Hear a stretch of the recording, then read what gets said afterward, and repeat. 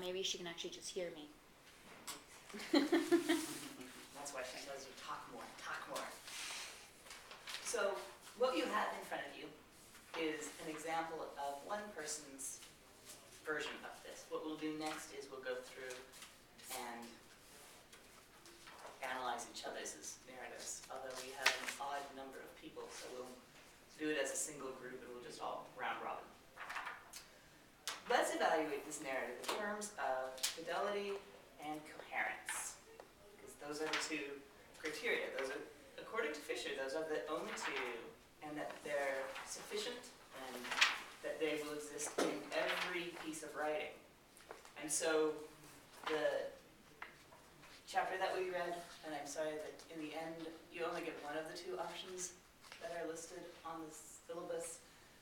I didn't get hold of the other article fast enough. It was an interlibrary loan that apparently is hard to find. So, let's start by saying we know that every story is told for a reason. You have the same prompt that she was responding to. What is the moral of this story? What is the lesson that you're meant to draw from this story? From going on from Not to waste your time. I'm sorry? Not to waste your time.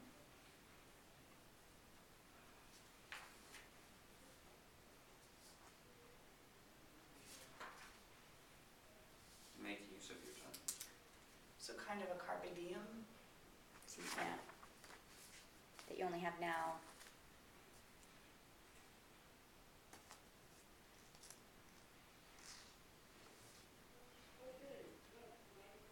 Do you think so?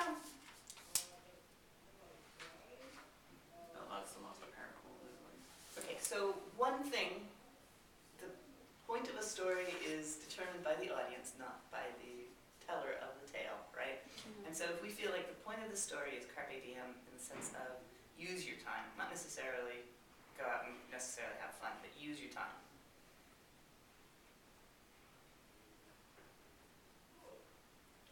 Then we can evaluate that in terms of its coherence. And it sounds like one of the reasons why that's the story's moral that you pull out probably has to do with coherence. And indeed that would make sense because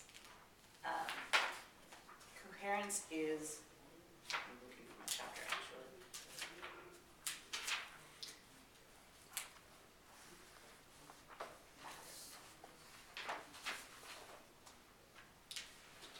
Coherence is defined on page 315.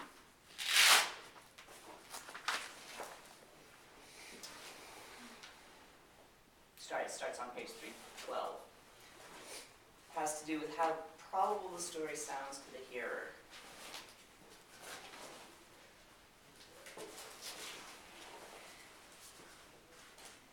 She also seems to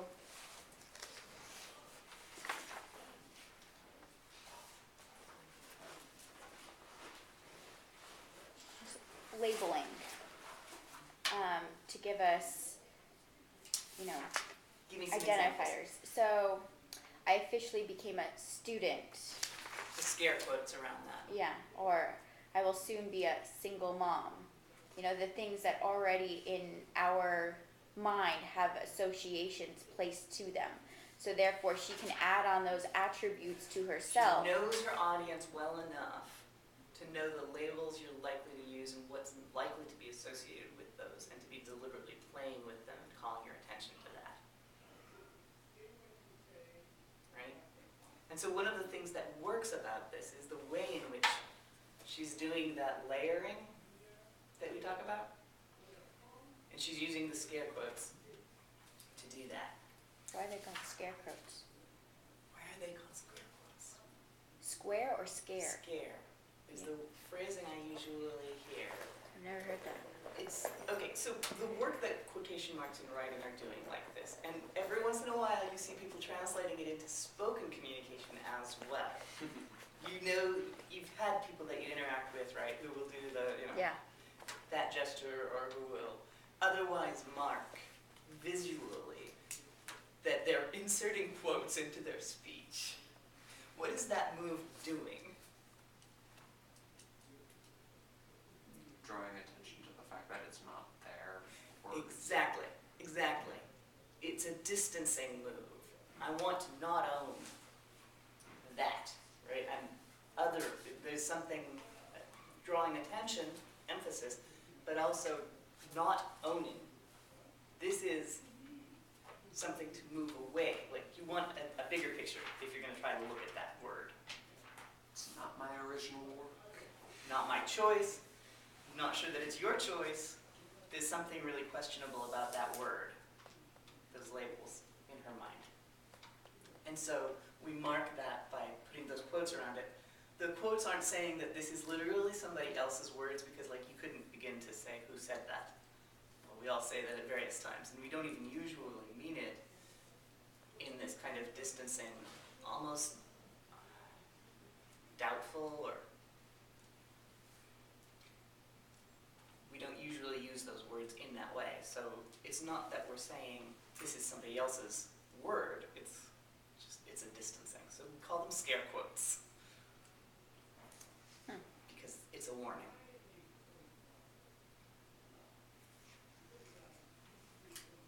What are some of the other things that she does to create a strong sense of coherence in this?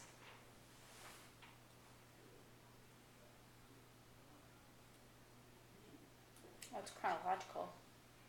So it fits with our expectations in terms of, right, we expect a narrative to have that kind of flow, to be in chronological order, because that's the way we live it, right? Difficulty. You say it's in chronological order. Well, What I do you mean, notice, Leonard? Huh? What do you notice that's problematic about Woodlands Clayton, that it's in chronological order? she It starts. doesn't start like that. Right. She starts at the end, which usually, I mean, that's a common, device Absolutely. to use is that, like a lot of movies will do, let me start from the beginning. You end up like right at the initiative point, and then it's like 2 weeks before or something like that, where what is currently going on cannot have a context until you know what has happened before. And therefore, I need you to come back to the front of the story so that you will understand how much work has gone out to here, so that you can appreciate this here moment. Exactly. One of the things she's doing is to establish coherence. She's setting up this contrast, right? So we have this sort of semi-idyllic, or what might look like the American dream kind of moment that we start from. Does that make sense?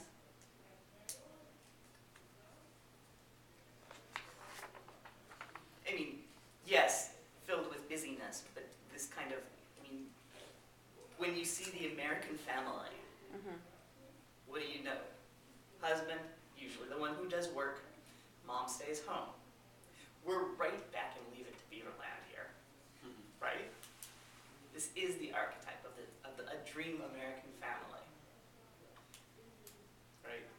New baby, older kids that will help with taking care of the kids, presumably. Active duty husband. Notice the choice of adjectives. What is that doing? Hectic as a descriptor for life. Constantly busy, almost.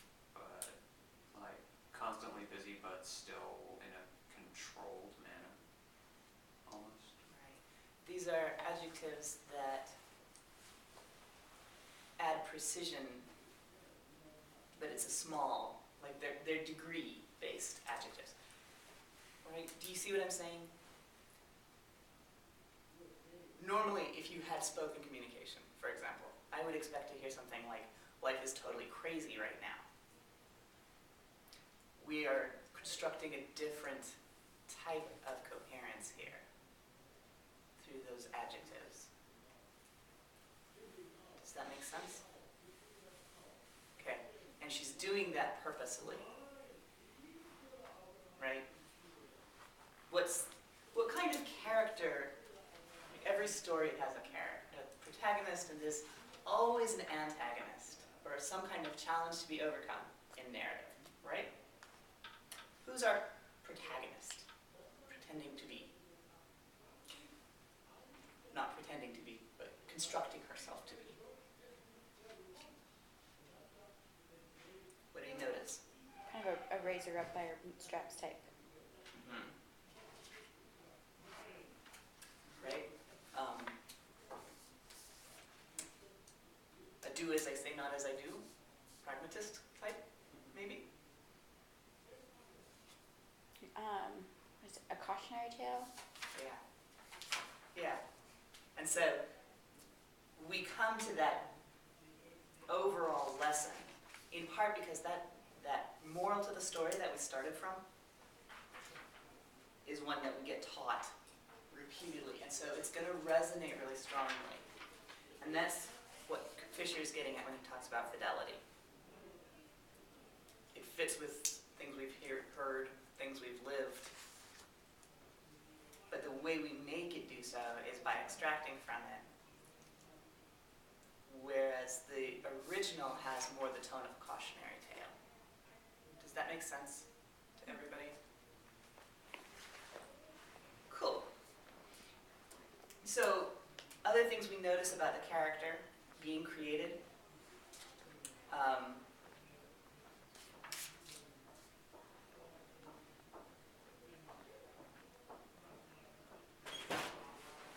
Hello. So sorry.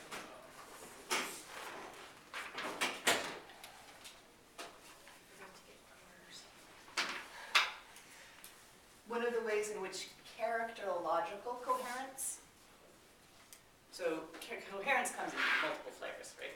We talk about internal coherence to the story. We talk about the story's coherence with outside world. If we had factoids that were clearly not possible, it would be a coherence problem. Right. If she all of a sudden said, and then I won the lottery and everything got easier, we would be like, oh, that's never happened. And Right. that's That always doesn't a happen. friend of a friend of a somebody or other, or like a, doesn't hold true. But the Right. fact that she had worked through everything and that she talks about the simpler things of life, of the housework and the chores and the this and the that. So we're like, okay, we all understand those sort of things. Yep, exactly. So we've got good external coherence. And so, for example, as many as I can handle, usually 4. That's an example of that kind of external coherence. One of the things we know about UAF, right? Most students take 4 instead of 5. And so the whole push now, stay on track, and all the other Exactly. media that's going into that campaign is because we know one of the facts of UAF is that most people don't do more than 4, right? So she's got great external coherence here. Can I ask you a question? So are we telling them that they're not acceptable, that they're under par by doing that, by pushing for the 4 or the 2? Yeah. UAF, I mean, not us, but UAF. Are they trying to send that message, or are they embarrassing I don't other think so. universities? Wait, what's your question? To stay on track, what's the mission of it? What's the purpose of it? Mostly it's the fact that if you don't keep up with the number of credits you're going for it, the longer it will take you to go for it. And if students aren't being advised as to what credits actually count for their degree, the more school you have, the longer it takes you, the more expensive it is.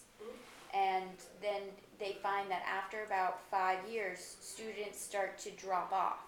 If they haven't seen anything to realize the work that they've put in, they start to think it's undoable, and therefore pushing them to complete it in a shorter period of time and to load their classes in that way So, makes them to More continue. likely The to other push for it is, okay, so let's look at the degree program for an associate's in the same field and an actual undergrad. So in 2 years or 3 years, you've now worked to an associate's. You have a smaller milestone that you've reached. So if you come off the grid, then at least you come away with something.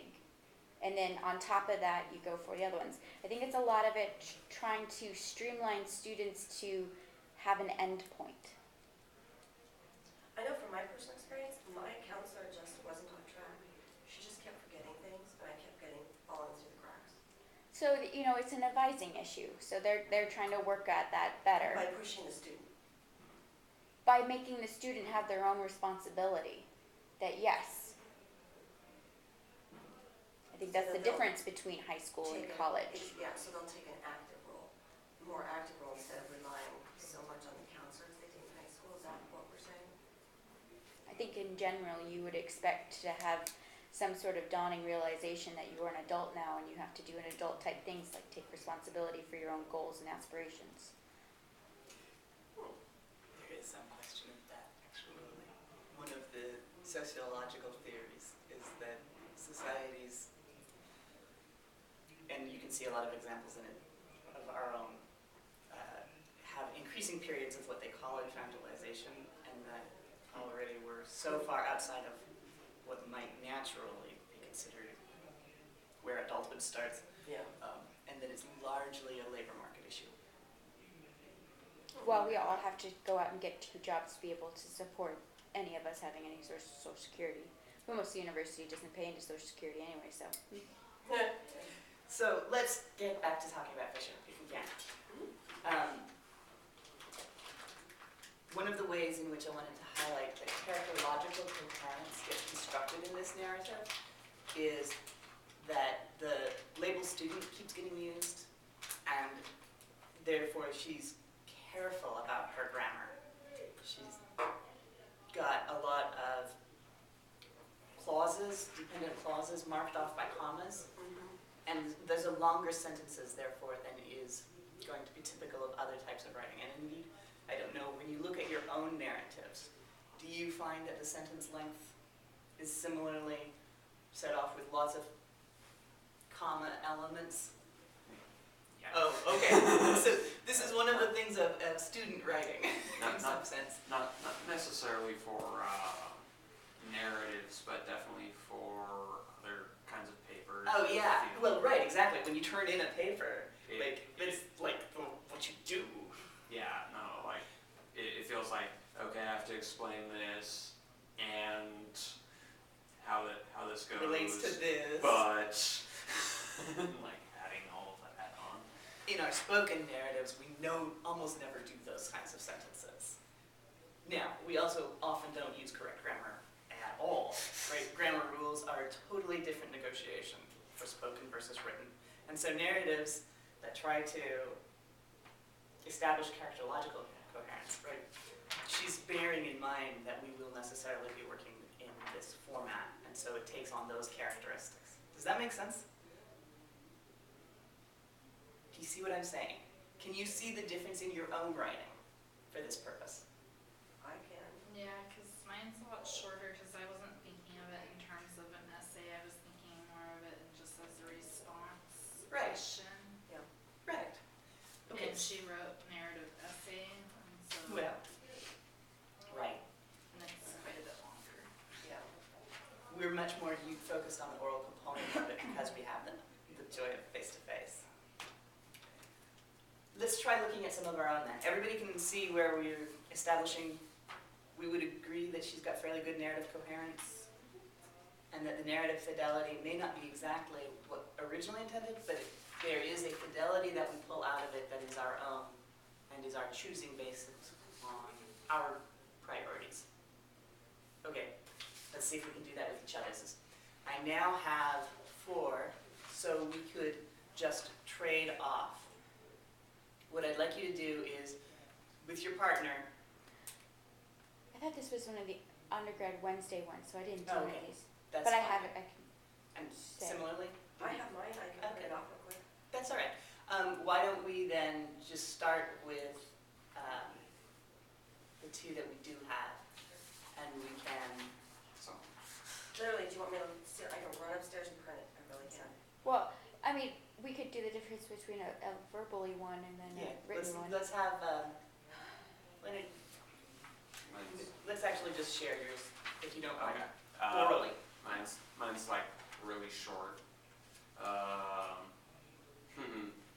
Really short, kind of embarrassing, but. Oftentimes, learning any story that's coming from the prompt, lessons learned the hard way, is going to be that. Yeah. One of the lessons, so I have it as one of the lessons I learned the hard way was at school and not at work. This was the preference for everyone to judge you based on body odor, or at least smelling neutrally. I didn't really wear deodorant at the time, and my sister came up to me and told me that I need to put some on simply because she was kind of embarrassed at everyone talking about my not wearing it, and apparently everybody was complaining about my BO. So, Poor thing. What's the moral to the story? What lesson do we take out from it? Hygiene is important. Okay. That only those closest to us will be able to tell us such things. I think probably the lesson we learned has more to do with the role of family and friend is to tell you those truths you don't really want to know. But also something about we all have blind segments, and I can even give you a name and put this in calm theory terms. Ooh, that's refreshing. Count on it. Thank you. My first response to almost everything in life, especially anything that has touches of pain associated, is to put it in theory. Thank you, because this is calm. This is communication. So the Johari window is just, and it's actually, you'll recognize variations on it that get used in other fields of theory, including military theory. There are the knowns,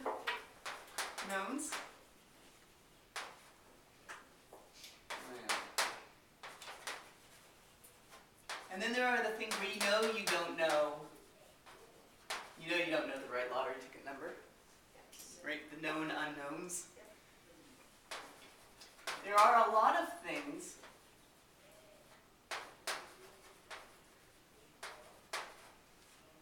that, and a lot of what happens here are things like our social behaviors. Known to others, possibly operating at some kind of a subconscious psychological level, but that we don't consciously recognize or couldn't possibly begin to articulate. And so there's some sense in which these are things that we don't have ourselves personally direct access to, even though they are known variables in the situation. Yes. And you'll recognize effects coming from them. Yeah. And then the one that we really worry about are the things that are known neither by us nor by anybody else.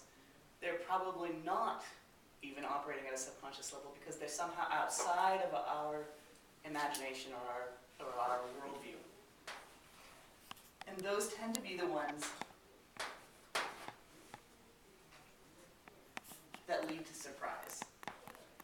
Right? And so military, for example, spends inordinate amounts of time and effort trying to pin down what are the unknown unknowns. One of the reasons we enjoy theory class, we do enjoy We do. theory class. One of the reasons we often find it useful is that it might help highlight sometimes unknown unknowns as we're forced into expanding our horizons. Travel, similarly, is useful because if you just go to the places already known, right, when you planned your whole itinerary and you never leave the tourist areas, you're dealing with the known unknowns, and there's pleasure to that, most assuredly. But the other benefit of travel is the unknown unknowns that you all of a sudden discover. I think it's always dependent on how much of the unknown you want to invite in. Yes. So I thoroughly planned down to a binder of our honeymoon, and my husband wanted to basically sit with a cup of coffee on the balcony and watch the ocean, and I had planned this like day by day of meal by meal sort of like itinerary of all these things that we were going to go and do, and he enjoyed them all thoroughly. And he came back You know, and needed but- a vacation from his vacation. But I think it was the first time that we had traveled together and to really figure out like, okay, this is your version of travel. You know, it's not enough for me just to go to the place. I now need to do everything on the island before I feel like I've completed going to the place. And I always tell people, if there's something that I am doing that is seriously bothering you, you should let me know it, because obviously it is not bothering me if I'm the one doing it. So obviously, not wearing deodorant did not seem to bother you whatsoever. It was not something that seemed to impact your life. And I always find it, I knew it was a social construct. I just Yeah. didn't really bother with it. It's Yeah. like, and I always think it's entertaining when you talk to people where the things that are very important and known in their life, when somebody else doesn't know them and think that they're important, and so there it's becomes this kind of revelation of, what do you mean design isn't the most important thing in the world? What do you mean we shouldn't design everything? How dare you not know that Common Sans is like an evil script? And then they go, what do you mean you can't name more than 14 elements off of the periodic table?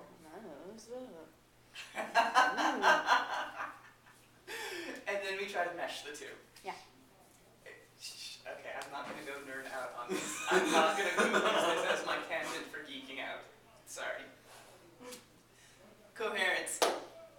I think we just figured out our fidelity, yes? So this is an evaluation of the narrative fidelity.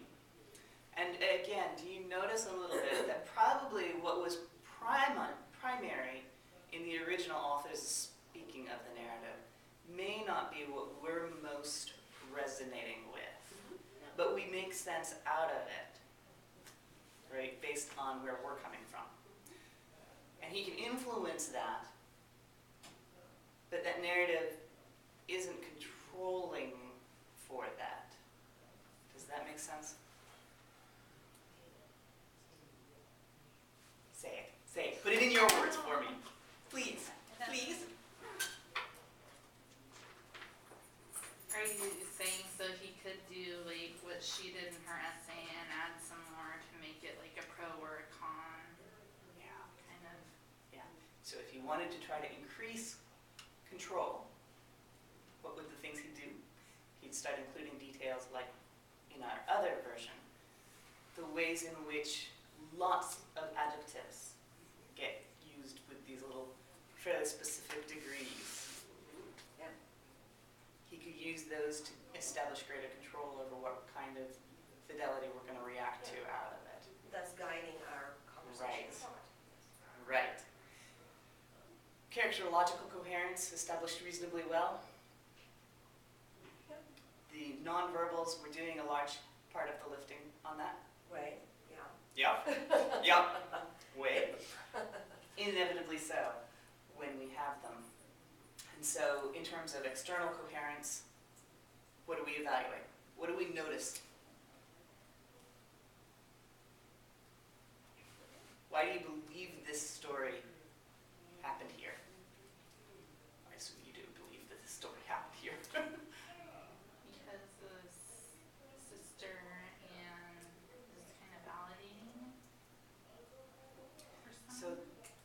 the brother-sister relationship is what you would recognize as one that's how that's meant to work, in some sense. So, just out of curiosity, would it have been the same if it was like a friend instead, or like a girlfriend or somebody besides the sister? My opinion. Should let Ashley answer. Since you were asking Ashley. Well, I'd say no because they're not gonna have that closer, like, because they don't live with you, they don't go home with you, and Because that's not what girlfriends do, Yeah, that's not their place. for sure. That's what family is for, Yeah, okay. right? And even were it a brother instead of a sister, I think we would expect something different out of that narrative. The gender roles are getting recreated beautifully in this narrative. Yeah. And that's one of the things that's useful for establishing coherence. also it was her that, and she felt embarrassed for him. and Exactly. Because of Gender her roles, friends talking right. about it, whereas It's the guy was sister. just- The sister is going to be more sensitive to social pressures, right? That the expectation is that one of the gender differences is that conformity. And so it makes perfect sense to us with this set of gender roles, not if you change that role. Does that make sense? I'm just gonna ask, how old were you? I was in high school, so probably like 16 or either 16 or 18. So Which also makes sense, right? Yeah. That time just after puberty that kind of is painful for everybody. One of the external coherences is that I think probably most of us have, maybe not that exact experience, but we all have those growing up times back in high school that were the reason why everybody hated high school. Like, there is nobody in this world who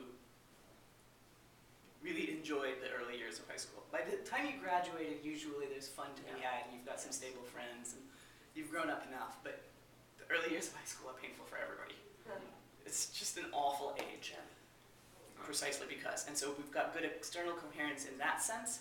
We've got good external coherence in the sense of, okay, one of the things we know about Alaska, many people live in dry cabins. This happens fairly frequently here, right?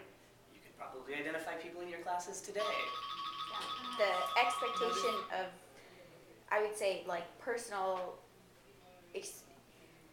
If you go to Fred Meyer's and you see somebody in, like their pajamas, that is actually not an out of the norm sort of thing. Right. The social dress, I would say, in general, across the board. Is pushed to exceedingly casual. Even to where if you're an employee, you can wear slippers here. Yes. Well, it's like you can go to the Turtle Club and you can wear Carhartts, like. Yeah. acceptable. And this is considered And a dressy, Carhartts or formal whatever. restaurant. You can dress up too, and nobody Yeah. looks at you either way you wear. Yeah. So. You actually, if you do too much dressing up, Yeah. you will get looked at weird there. Try it sometime. There's nothing so fun as going there in your prom dress. Seriously. Let's do that next. It's I actually wanted to like get a group of people and go out and Yeah. like let's dress up like prom or something. oh, I love doing so. I have an excuse too, because since I chaperone it, I actually dress up for it, and I get to do this every year. And we always get stared at weirdly. Next point of external coherence, one more that I wanted to make. Size of the community being very small, it makes sense that everybody knows everything. And so we find that the amount of things in that Johari window square is likely to be huge Yes. and likely to impact in a lot of ways, and so that seems to have strong external coherence in that sense also. Yeah. Okay. Which added to the other one, actually. They kind of played off of each other. Oh, yeah. That's why the sister was so insanely embarrassed to be, Yep, exactly. And so it makes perfect sense. Interesting too, because it probably didn't bother her either until her friends were talking about it. So. Right, and so it wouldn't be until she had hit puberty and started in that weird place where it's like peer relationships are everything, but they're also fraught with every single emotional drama because it's always the end of the world, right? For that age of girl, I don't know for guys. well, It seems like it's always the end of the world though. for me, I didn't really like care. Okay, so it's less of an issue. Yeah. But for girls that go through that age, it's always the end of the world. Well, I mean, of course, I was kind of the one that actually enjoyed all 4 years of high school, but yeah, I was a weird one. I like high school too. Okay, sorry, I should stop making assumptions that just because everybody I interact with found it traumatic. There were traumatic things that happened, There were like certainly. breaking up with your boyfriend. Or, Right. That time when your friend said something about you behind your back and you had to Yeah, stop being so friends there- because something was said. There were those moments, but for the most part, I guess I just remember like. It's also a lot easier in retrospect though. There were probably enough times when not getting the right invite to a party, the party. Yeah, if you break it down like that much, there could be more like negative things. Yeah. But But when you're living it day to day, those are the things that are the entire world. Because you don't have that sense of perspective that you have today, Yeah. looking back on That's it. the It's saying, true. hindsight. Right. Like for me, like even those I didn't care about. Like if there was a party going on, okay, I heard about it like maybe a week afterward when everybody said that they were there.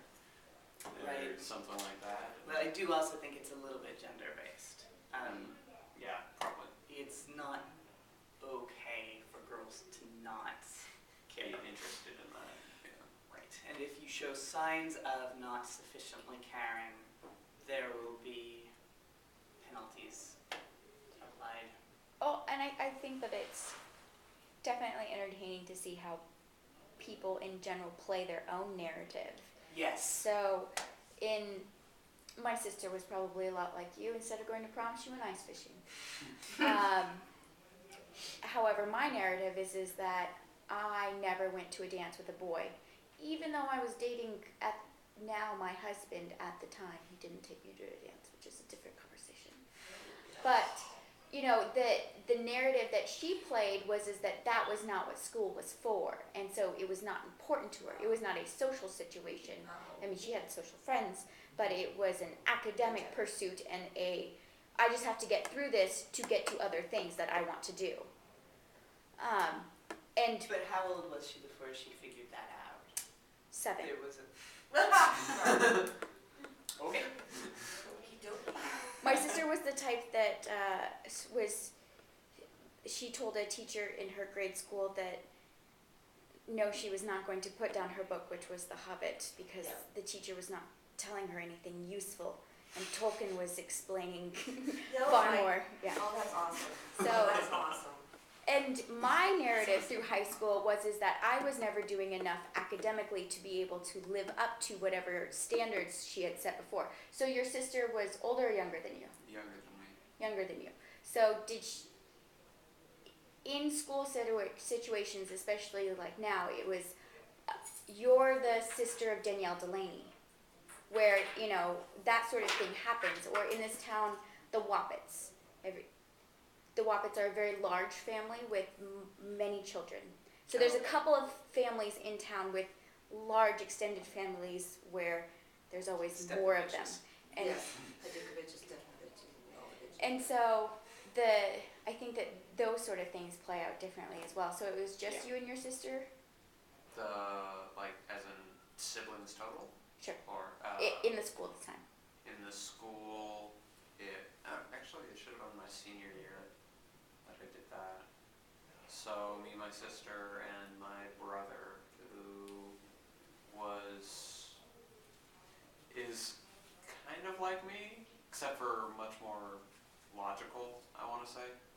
Like, you would have to talk to Mr. Riggs about him because he actually had him in class. We all had geometry the same year. So, Well, and then I think that it's so usually you can't, your parents frame the stories that you're going to create, because they're the first storytellers that you meet. Caitlin gives me beautiful transitions. One of the things that's important with stories, with narratives, is evaluating the use of the starting point and the end point. Those are your framing devices usually. Yes. And so in the same way that it was important that we note the first story works because of the contrast set up with that opening move. Framing devices are a complicated topic in that different theorists have theorized frames in wildly diverse ways. Fisher is going to think of framing almost entirely in terms of coherence, like establishing time and space in order to then build coherence through the narrative logically. Others have thought about framing a lot more in terms of kind of a metaphor, the idea of a frame. What do frames do, literally? Pull out what is important, highlight what you are actually supposed to be looking at. They set boundaries. Then, yeah, they give boundaries, they define it, They create what's foreground, background.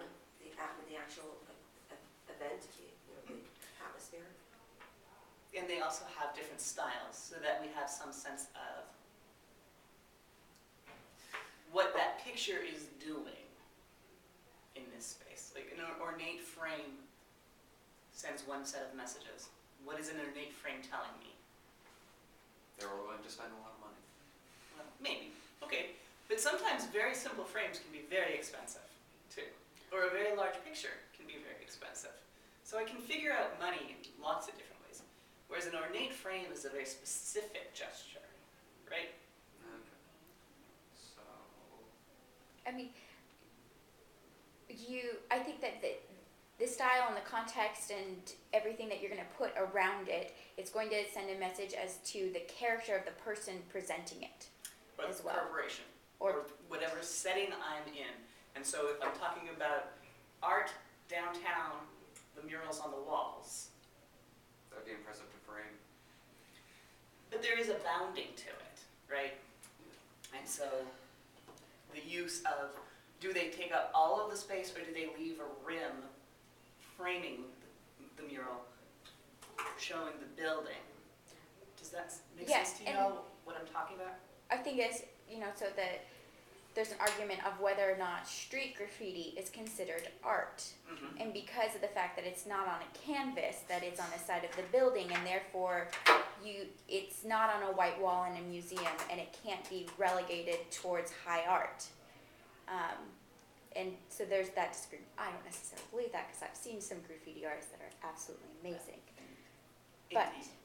Yeah, museums similarly would love to collect. I mean, there are graffiti artists who are known and their works collected, images of, Like, Within the framework of framing.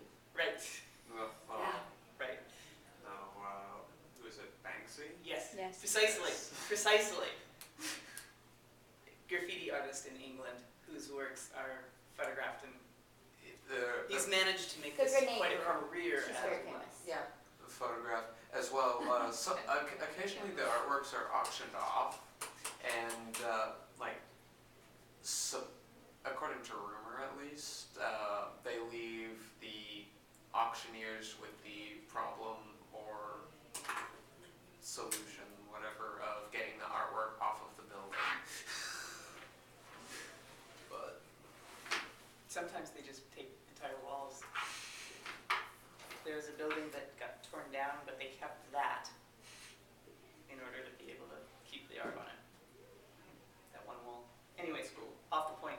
Framing devices therefore can be used for social science research in a very different way, in which we usually will carefully do things like measure the extent of said frame, or code it into a relatively limited number of categories. And so what you'll see in the article for today is an approach to narrative framing that attempts to Those two. characterize those into a relatively small number. You're going to have to decide for yourselves whether you think Fisher, who approaches it leaving only very few, very ambiguous criteria for evaluating, is a more useful way to approach narratives, or is it more useful to try to come up with a more systematic, more detailed way of analyzing things like framing devices into set categories. And you may find that you have preferences one way or other. That's fine. I hope you will, though, in reading, at least try to appreciate the uses of each different way of approaching narratives. But I am sorry that I didn't manage to get the other article up, because I think it would have been a nice one. Mind you, the other reason why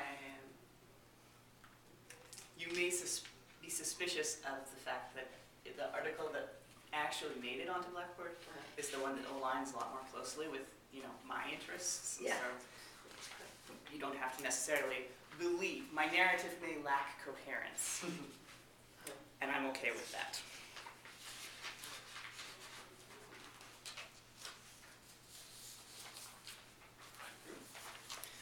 One last question before I let you go, and notice me letting you go on time for once. Our long-distance person is going to need to come in once we start getting into November and doing speeches. But as you realize from her narrative, the difficulty is young baby, very young. Is everybody going to be comfortable with it to have that as part of your audience? Oh, I'll hold it if it gets messy. Marvelous, marvelous. Not only tolerate, but maybe even enjoy. Oh, hi, I'm Leona Laura.